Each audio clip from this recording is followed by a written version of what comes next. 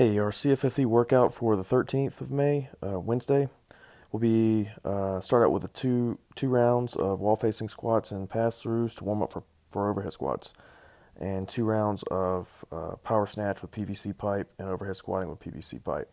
And then we'll get right into starting a 10-minute clock for the group to build to a single overhead squat weight with the barbell taken from the floor. We're going to jump right into that. So if you have overhead squatted in the past and you know that you need to spend some extra time warming up ankles or hips or shoulders, which are kind of the big spots for that lift, then you're free to come in a little bit early, get into that front area of the gym there, and start warming up those ankles, moving them through big range of motion, shoulders, and opening your hips up. Because in the group class, we're going to get into this overhead squat pretty quickly. The purpose for most of us on this is to warm up for the Metcon. But if you have a number in mind you want to hit on that overhead squat and it's up there, I recommend spending a little bit of extra time to warm up for that lift. It's the most challenging lift for mobility and position that we typically would do in the gym. Probably the one that's a little bit more challenging will be a single arm overhead squat, which is just absolutely brutal. So the Metcon is a 15-minute AMRAP of 7 hang power snatches at a pretty heavy weight. Double unders, run, 7 overhead squats, double unders, and run.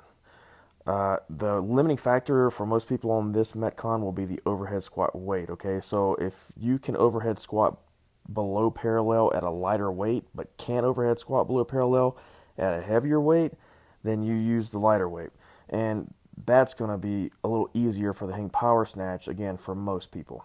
So that'll be your limiter, kind of what you're going to decide to work up to or up to the RX weights.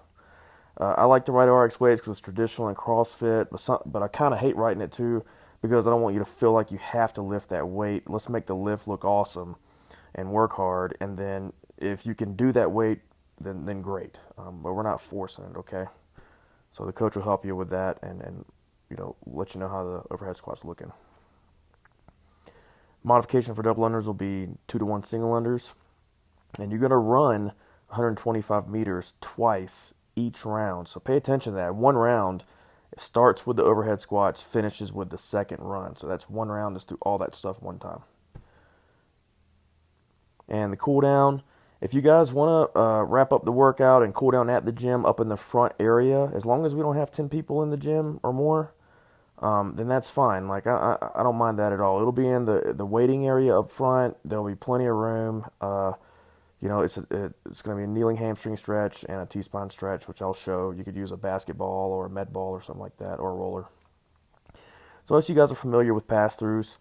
One thing I do like to focus on with pass-throughs, especially if I'm getting ready to snatch, is bring that bar, that PVC pipe, close on the way up. So we're not swinging it out. We're going to kind of mimic the ideal path of a barbell on the snatch, which I'm doing here, and warming up the shoulders. Wall facing squats, give me a break on this. I jumped into it cold, so it may not hit depth just yet. That's probably right at parallel. But chest up, arms up straight. There's almost nothing better than warming up with a wall facing squat when you're getting ready to squat. It just makes you do the squat right. As a coach, it's great because you do it right and I don't have to fix everything. It just fixes it for us. Hang power snatch with the PVC pipe. Jump land with the weight overhead. Focus on bar moving close on the way up, close to the body on the way up. Elbows pointed towards the ends of the bar. And then overhead squat with PVC pipe. Push up on it, pull it apart.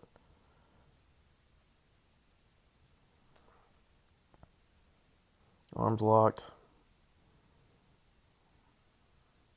That looked below parallel bit, barely. Okay, so overhead squat from the floor. You can snatch it up overhead, like so, and hit it, drop it. Or for those of you that are going to go with a bigger lift, even if it's closer to your snatch max, you'll probably want to go ahead and just clean it. Power clean will be good for most of you. Get it to your back. If you're going to be doing it this way, do it from empty bar and building. Don't just jump into this clean to back rack overhead squat at your heaviest weight.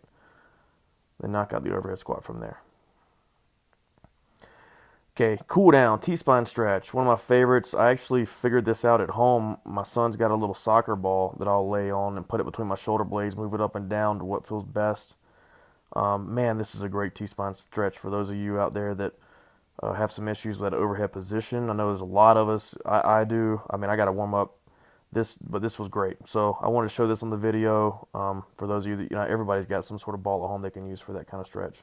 And then the kneeling hamstring stretch, knee locked or bent slightly is fine. You'll feel the hamstring stretch in there. Static hold about a minute and a half each side. Don't stretch to the point of pain on that hamstring stretch. Just a light stretch and hold it.